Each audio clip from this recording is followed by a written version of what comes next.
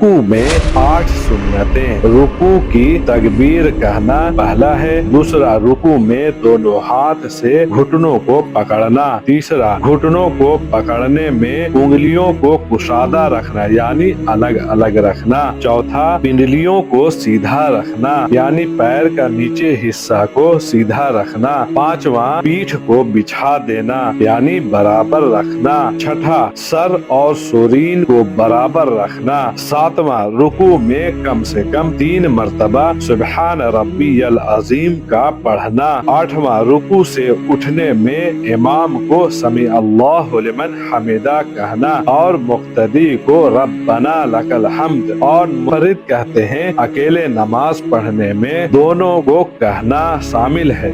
अगर आपको सुन्नत की पूरी मालूमात चाहिए तो नीचे दिए गए लिंक पर क्लिक करके अभी देख लें।